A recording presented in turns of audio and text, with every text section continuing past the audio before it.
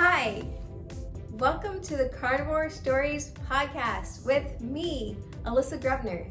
The carnivore way of eating completely transformed my life, and it's stories just like the ones you'll hear on this podcast that kept me going every step of the way. I hope you're ready to hear an inspirational carnivore story. I know I am, but first, let me tell you about the Meat-tastic t-shirts I have for sale on my spring store. It's a great opportunity for you to become a walking billboard if that's what you're into. And it's a great opportunity for you to support your new favorite podcast. You can find a link to the spring store in my bio on Instagram at Meat, M-E-A-T, Mrs. M-R-S, Grubs, G-R-U-B-S. I'll also put a link to the store in this video's description on YouTube. So check it out and get some carnivore swag. This is episode 16 of the Carnivore Stories podcast. Today I have with me Serena Musick. Serena is a mom and teacher to 4 children. She lives in Virginia. And she's also the co-host of the Carnivore Revolution show on YouTube. And you can find her on Instagram at serena.carnivore. Welcome to the show, Serena. Thank you so much. We also just recently started a Facebook group. We're trying to be kind of a carnivore safe space for people where nobody talks about fruits and vegetables, because that's so confusing. In a lot of the groups, people talk about those things. It can be really confusing for somebody who's new. So we're not going to allow people talking about that or giving advice like that, because we really want it to be a safe space where somebody who gets triggered by things can come to this group and not leave having been triggered or feeling bad because somebody puts them down or things like that. So it's going to be a carnivore safe space. It also is called Carnivore Revolution, and we hope that page grows too. We're really excited.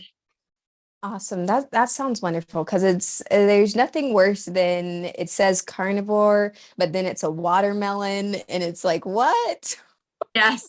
And in some of the groups, people can be kind of, not nice about stuff. So we're going to kind of watch the posts about that too. And the comments, like when somebody asks for help, sometimes there can be some really negative comments, like, as long as you're eating less than you're taking in, you're going to lose weight. Otherwise you're doing something wrong. Well, that's not always true. People aren't, it makes people feel bad. It makes people want to quit and give up. So we're going to kind of watch comments and stuff and just try to keep it a nice, safe place. So hopefully that group will grow also. Wonderful.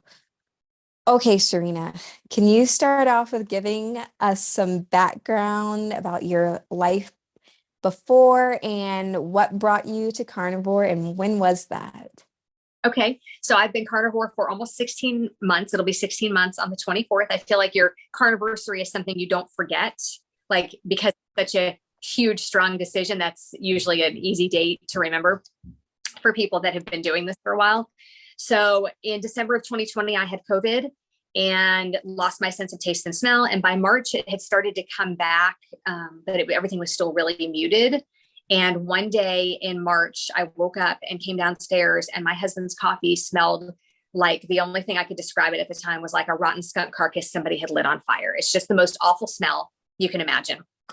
And it took me a few days to realize the gravity of the situation, that there were many, many things that smelled and tasted like that. And I'm talking like, sometimes you don't realize it till the fork is here and it's almost too late. And then you feel like you're going to throw up because it smells so bad. And so that made me only be able to eat sweet stuff for a long time, for about 2 months, which is a long time to basically only eat sugar. I was miserable. I felt miserable. I was gaining weight. I was crying all the time because every time I tried to eat something, I thought, I'm going to eat this.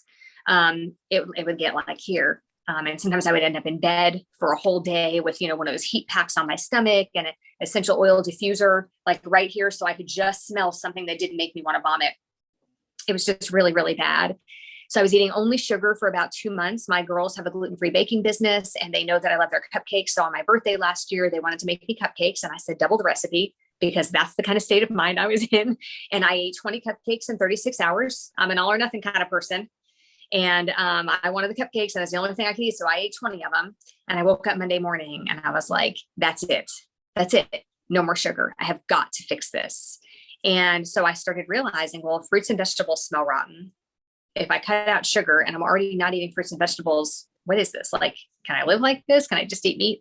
And that's how I found Kelly Hogan and Laura Spath and Michaela Peterson and Sean Baker. I found, some really good videos to watch. I spent days watching videos and reading about it. Like, how is this possible? Can I really just eat like this? And it turns out I had done that about 5 years ago, going to a natural doctor who was trying to help me get rid of toxins in my body and shed some weight that I had gained, maybe 10 or 15 pounds. And he wanted me on a very low carb keto diet. But because I'm an all or nothing kind of person, I tried to get the carbs as low as I could. I didn't eat a blueberry for 8 months. I ate nothing except meat, eggs, and cheese. I didn't lose weight. That was just one of the layers that I was shedding. My body just wouldn't do it. I have a strong suspicion I wasn't eating enough, though. I'm a chronic undereater. And on any plan I've ever been on, at some point during that, I realized that I'm not eating enough, and then I eat more and I lose. And so I suspect that's what was happening then. But I went back to, a low fat diet after that. I was actually doing Weight Watchers at the time that I ate those 20 cupcakes. I was really strict with Weight Watchers until I started eating, all the sugar and stuff when my taste and smell got messed up. It's called parosmia. I don't know if I said that, but it's a real thing. It happens to people going through chemotherapy. It happens to a lot of people. And in this case, what COVID does is it's when you lose your sense of taste and smell, it separates the receptors. So it confuses your senses when you lose your sense of taste and smell. And then this is like somebody took a big fiber optic wire and cut it and then put all those little wires to the wrong connection. And so my brain just can't remember what those things are supposed to taste and smell like. So it gives everything the same horrible, nasty, disgusting smell. So it's not as bad as it was before, but I do still have it. And so I dove in. I was doing all of this research, trying to figure it out. And at that point, there were only a few things that I could eat. I could eat a hamburger fresh off the grill, but not after I refrigerated it. I couldn't rewarm it after that. It took me a really long time, like 6 months, to be able to eat chicken. So my diet was very limited there in the very beginning of this, because I could eat a steak, but it had to be fresh off the grill. I could eat hamburger. So it was very limited in the beginning there. I couldn't eat most cheeses. I had to leave the house sometimes when somebody would make eggs. There were lots of things, that were not fun for me. So I was crying all the time, just trying to eat all these different things. And so once I got settled in with a routine with Carnivore and dove into all those videos and getting all of that information, I realized I can do this. People do this. And it was very surprising to me. And I do think that my parosmia has gotten better fast. I do think that it helped me, but there's no way to know would I be where I was today if I hadn't done that. There's no way to gauge that, because everybody gets better, at their own rate. And so that's what got me into Carnivore. And what I realized about 6 or 8 months in was that it had freed me from the shackles and chains of a life of disordered eating and eating disorders. I was bulimic for 20 years. Addictive tendencies tend to run in families. And my mom is an alcoholic. My dad was a drug addict. And so those addictive tendencies run in families. And for me, it's food. And, I guess at this point, I'm glad it's food, because I am able to make a healthier switch and still have food. Whereas, people who are drug addicts and alcoholics, that's a hard, they miss those things all the time. And I think once you get past the carb withdrawal on this, it makes it a lot easier. And I don't know that that is the case for somebody coming from, drugs or alcohol. But anyway, so what I realized was that it was freeing me from probably 35 years of carb and food addiction. And I would binge, and sometimes I would purge. And, when I was bulimic, and then once I quit being bulimic, when I would binge on things, I would then punish myself and restrict or not eat for several days to punish myself for my bad behavior. And for eating those things, I have always been trying to get off like that last 5 or 10 pounds. It's been a struggle my entire life to get off that last 5 or 10 pounds. And so that had me so preoccupied by food and what I was going to eat. I tear up probably once a day thinking about how free I am compared to the way my life was before. I would take, one of those little Smart Ones meals to Thanksgiving and Christmas dinner, because I didn't want it, because I was strict. Like when I decide something, I just, kind of do it. And so I didn't want to eat those other foods. And so I would bring this little meal with me. I was preoccupied like that for years. And being a carnivore freed me from that. So I think the carnivore diet is a huge fixer for people. And the fact that I am not so preoccupied gives me that food freedom. And I know people think that it's very restrictive. I felt restricted on the carnivore diet. Even when I do like lion diet, where it's just like just beef for 30 days or something, I still don't really feel restricted. I feel nourished and I feel good. And my skin is better. My hair is growing thick and fast. I have to have it cut like every 3 or 4 weeks to keep it short like this. And I feel like my skin is so much better. You know, I look at other carnivores and I look at you and you're glowing. I can see it in your cheeks. Like it just, the way the light bounces off of your skin, and normal people really dull. Oh, you're welcome. Normal people, their skin is like dull. It's because of we're poisoning ourselves every day, all day. And so, but we came from what I thought was a healthy diet. You know, because we didn't eat a lot of processed foods. I mean, I did when I was doing Weight Watchers, because I ate a lot of the lower fat, low sugar, no sugar, you know, packaged snacks, just because they're easier to, you know how many points are in them. And, but other than that, I did feel like we were pretty healthy. Like my kids' first foods were green beans out of a can with no salt. I remember being at red lights and I would pop the can and drain the water and hand them the can in the backseat. Like it was better than, you know, chicken nuggets from Wendy's. You know what I mean? Like I still felt like we were healthier than most people. And so we don't come from a background of like lots and lots of junk food or anything like that. But I think the carnivore diet has really changed me. And mentally, you know, is the biggest change. Obviously my body has changed too. The inflammation is a huge issue. You can look at my page. I have a before and after inflammation picture pinned at the top of my page. And I've actually had people in Facebook groups tell me, like, shame me and tell me that that's not even me in that other picture, because it makes such a difference. When you go look at those pictures, note that my after picture, I actually weighed more than in the before picture, but my face is all like scrunched up and big. Inflammation is serious and it makes a really big difference. So I think people should kind of keep that in mind and try it. You know, like it changed me. It changed my life. Food freedom. Yes. Yeah. I mean, it is amazing the freedom that simplicity brings. It really isn't restrictive. You know, once you get into it, I know before, you know, trying it out, it can seem like, oh, really? No more cupcakes, but it's so freeing. It really is. And Serena, you have got that carnivore glow. Look at you. You told me you were 49 and I was like, okay. I mean, I can believe it because you said you had older children, but you look great. Thank you. Thank you. Yeah, it's that carnivore zen and that glow. It's the beef. I mean, I can't take credit for it. It's definitely the beef. And then I use beef tallow lotion on my face. And I think that makes a difference. Yeah, my kids are, they're all about to have birthdays. They're about to be 22, 20, 16, and 14. Yeah, I'm 49. Okay. Fabulous. Awesome. How about adaptation? Did you have any issues switching to a higher fat, higher protein diet after all those cupcakes? You know, I really thought that I might get like the keto flu or have lots of symptoms. But I didn't. I did have that a couple of years ago when I had done, you know, a lower carb thing. But this time I didn't have that. I did have runny stools for a while at the beginning. I would say a couple of months off and on. And I think there's just, you know, an adjustment period. I never even looked at it. Like I see a lot of people in the groups and things posting, this is so horrible. I can't keep doing this. And, you know, I just made it work out with my day. I mean, granted, I have a little bit more freedom than somebody who goes to work.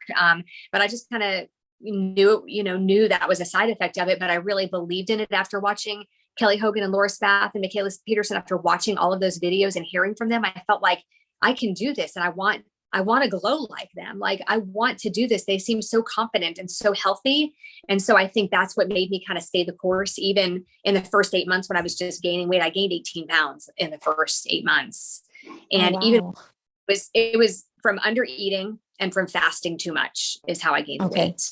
And so that was hard because I would have people saying, that's not true. You must be eating more than you think. And I was like, no, I'm really not. But I gained 18 pounds. But what made me stay the course was keeping my eye on the prize. You know, I think that's huge. Keeping your eye on the prize and knowing how you want to feel. And I think surrounding yourself with other carnivore people, even if they're not actually in your life, if they're, you know, on my phone or in a Facebook group or on Instagram, I reached out to people. I talked to people. I tried to make those connections and join those groups that would keep me accountable and keep me, being surrounded by people that are doing the same thing as me. And that was huge, I think, through the adaptation, even though it wasn't really that bad, but keeping my eye on the prize and staying in contact with other carnivores is what helped me through it for sure. Absolutely. So you gained 18 pounds in those first 8 months, and you've since lost weight. Yeah. What clicked to where you weren't like, well, everyone's right, I'm eating too much, I should just be eating less and less and less? Right. Well, what happened was it kind of clicked for me. And this actually happened to me with Weight Watchers. And it happened to me one other time with Weight Watchers and on keto several years ago. I'm a chronic undereater. I don't know what being full and what being hungry actually feel like. I'm getting better now, but in the beginning, that was really hard for me. So, and I thought I was going to fast a bunch because fasting is what people do, especially I felt like on carnivores or low carb, people fast a lot. So I was fasting Monday, Wednesday, and Friday, and I was eating Tuesday, Thursday, Saturday, and Sunday. Some days I ate a little bit more, but on average, it was probably about 1,200 calories a day. So at the end of the week, I was eating between 5,000 and 6,000 calories in the entire week. And I didn't realize that. So one day I just kept thinking to myself, what is going on? And so I counted up, and everybody says, don't track, eat when hungry until full. And that doesn't work for everybody because some people don't know. I didn't know.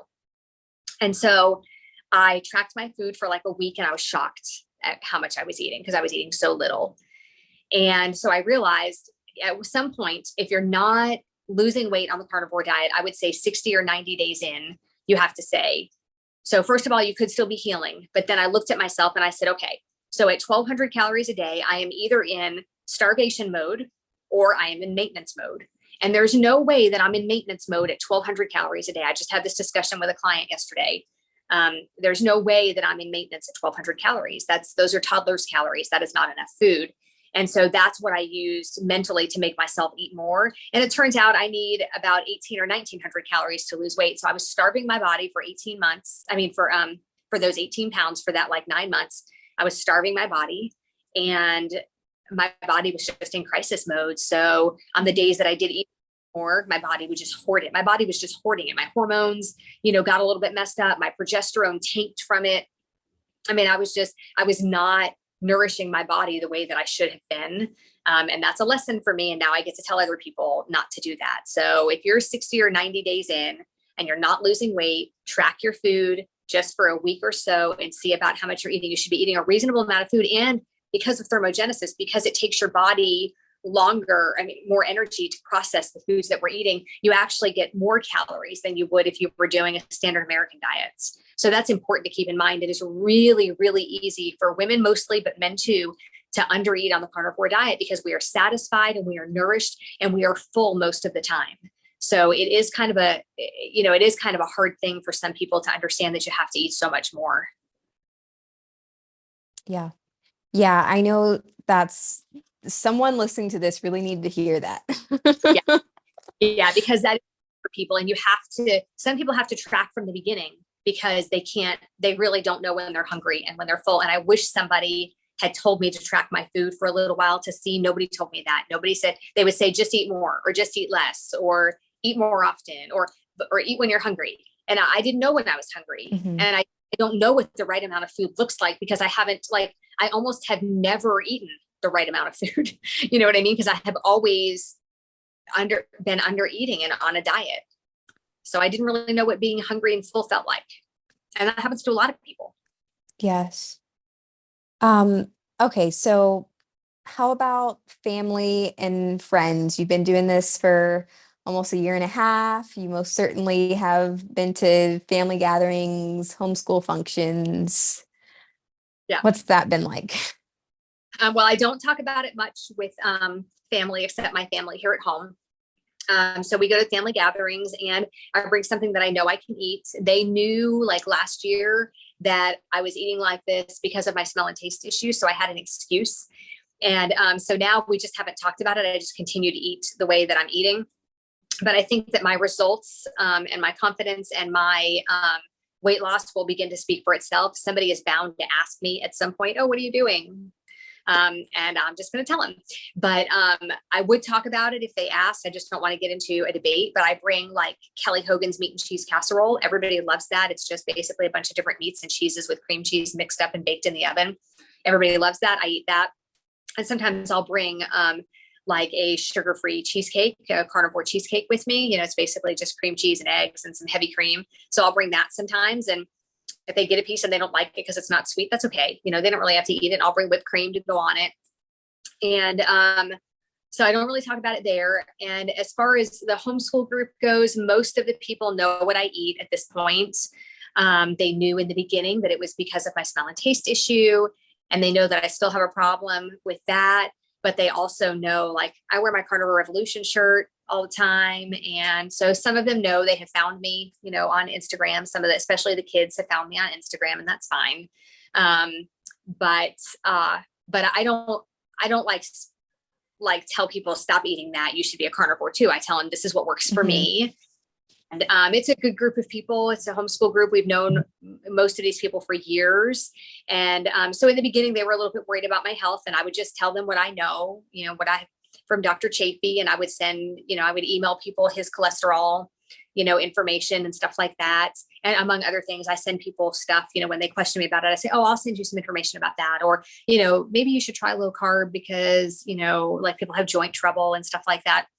So I try to be open and honest about it at this point, because I feel like people need to know. So if they had to go to the doctor because of this or that, I don't necessarily immediately recommend carnivore because that seems so extreme. I say, everybody doesn't have to do what I'm doing. You know, if you just did clean keto with, you know, some fruits and low carb vegetables, I think, you know, you'd probably be feel a lot better than you do. You know, it's worth a shot. You know, I just try to kind of nudge them gently towards a low carb. And then what I hope is that they see such a difference with a clean keto, but it's really important that it be clean keto and not processed food keto. There's a there. So I try to specify that. And then what I hope is that they see how well keto does for them and decide to try carnivore for a little while is my, but I'm pretty open and honest about it at this point. And nobody, I mean, people, you know, some people seem genuinely concerned, but I think I have the right answers to a lot of those questions. So I just try not to worry about it. Yeah, definitely. In the beginning, when I started, I did not want to tell anybody about it because I was afraid of it not working out or things getting worse and then being like, well, what did you expect? You're just eating meat. Right. But now that everything has really turned out so much better than I could have ever imagined, I do want to share, you know, because I see family members, friends that they have these issues, and I know what more than likely the root behind it all is. And so I want to try to share information whenever I can. Yeah, that's so true. Okay. So what about preparing meals for the whole family? So you're carnivore. Is anyone else in your family carnivore? My husband is mostly carnivore at this point. And so our two older kids aren't home very often for like family meals at this point. They're almost 22 and 20. And so they're not here very much. So the younger two are with us. They are not carnivore. They are not even really keto at this point, but we're working on it. We seem to have off a little bit from like steaks and hamburgers because that's all we eat. And it's always in the fridge because we'll grill like 24 hamburgers all at once and put them in the fridge. And then I'll do 8 or 10 steaks all at once and put them in the fridge. And then I'll do ribs the next day and put it in the fridge. And so then we have those, you know, for the week to eat. And so they're kind of funny about it lately, I think, just because they've seen so much meat, but I have found that they will eat lots of taco meat. And so I keep taco seasoned meat in the fridge all the time, and they'll eat that with cheese and sour cream or maybe some salsa on it. And they're perfectly happy eating that even twice a day. So for now, that's my plan. And I'm just going to keep making them taco meat because it makes them eat. And I feel like if they want to keep eating fruits and vegetables, that's fine, because that's better than I would rather they eat plants than things made in a plant. And so if you have to look at those two, like, is it better to eat things out of a package or eat a salad? I would prefer they eat the salad, of course. And so I'm working on it with them, you know, just trying to get them to make healthier choices. I've been making homemade ice cream for them. They don't really like it with the heavy cream, but I'll make it with milk and a little bit of cream for them rather than buying ice cream at the store. And so we've always been what I thought was a healthy, you know, standard American diet, I guess you would say. So always been healthier than, or I felt like we were buying healthier foods than a lot of other people. I've never really kept soda in the house, except for special occasions and things like that. So for a long time, I didn't even keep bread in the house. And so we've always been a little bit healthier than average. But I'd like them to be above average. And so we're kind of working on it. And I think they're leaning. Yeah, I think they're doing pretty well. Oh yeah. Yeah, definitely. Yes. So for meals, I make the meat and then I'll make a side for them. Or they just kind of fend for themselves. And I say, hey, there's hamburgers and steaks in the refrigerator. There's some ribs, or you can make yourself something. A lot of times they'll just make themselves a smoothie or something like that. But Okay. I make the meat and a side for them. And a lot of times they just go with something else, and that's fine. Yeah, yeah. Lately, I've been just making a bunch of meat for dinner, and everyone will eat that. And then my kids, they really like to have a dessert after dinner. So I'll make a homemade dessert, cookies or something. And so that's kind of their carb that they have. And so they'll eat all their meat and they'll have their dessert. But I'm really careful. I don't want them growing up and being like, oh, mom, only let us eat meat. And now I'm leaving the Yeah. house and I'm going to be vegan and, I'm never eating meat again.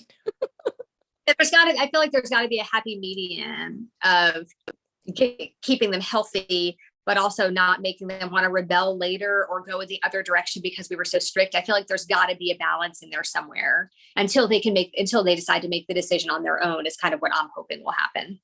Yes. Yes, absolutely. Okay, let's see.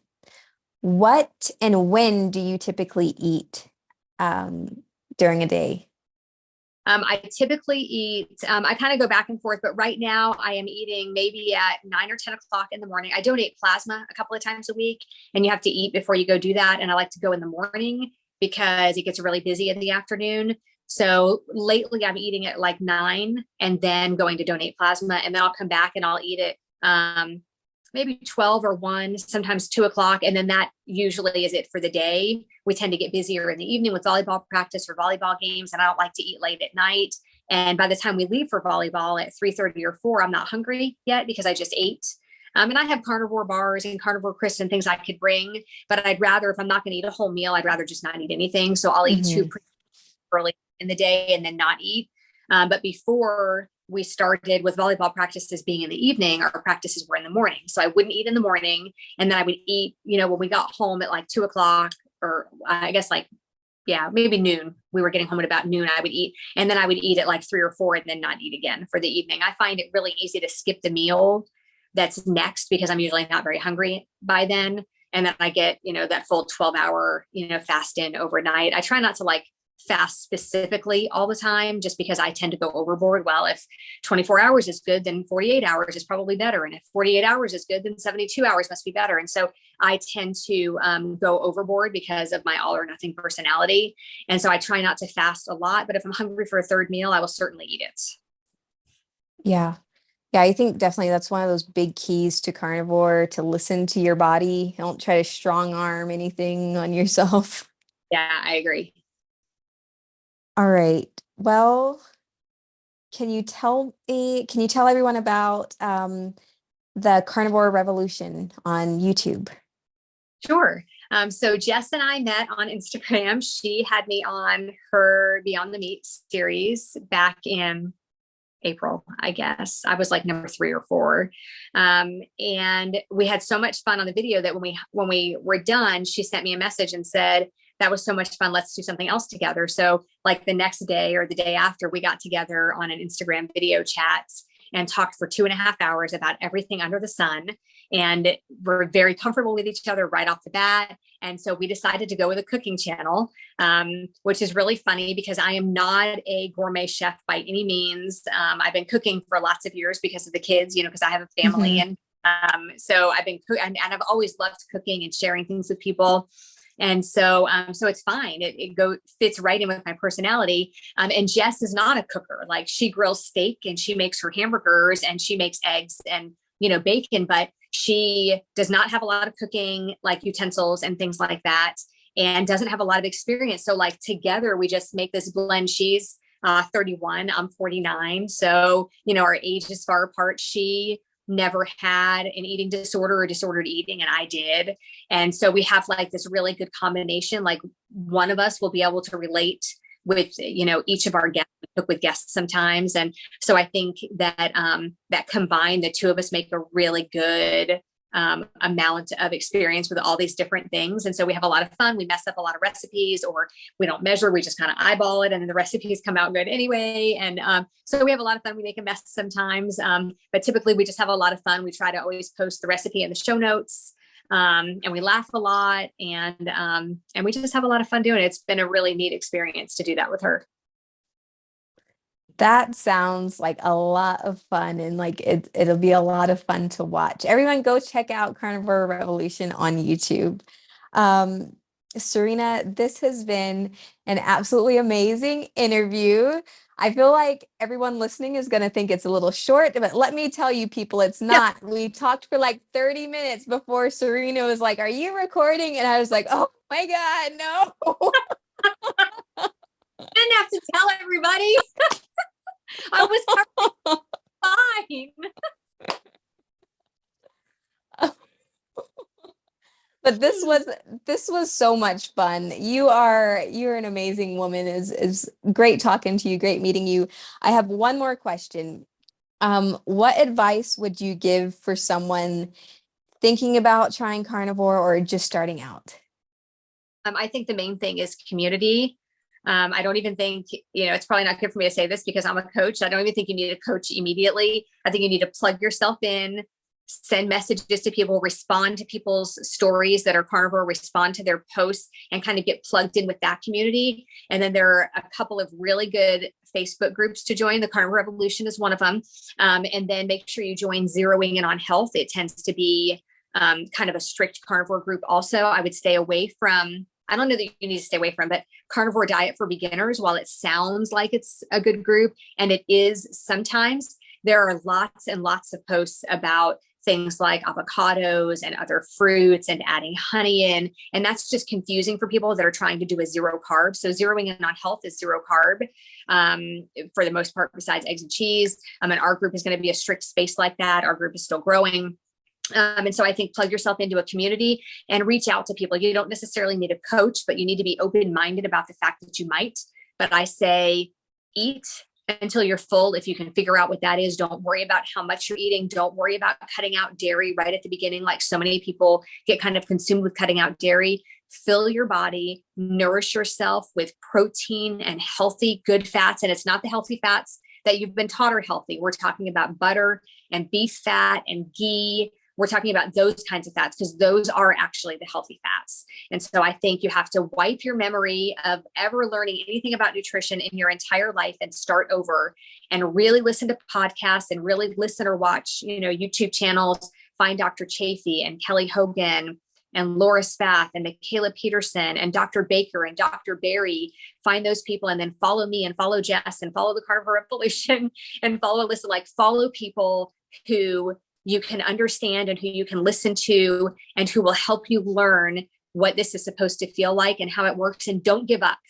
Don't give up just because you're tired or because you get bored with your food. If you can stick with it for 60 or 90 days, your life will be changed and it'll be totally worth it for you.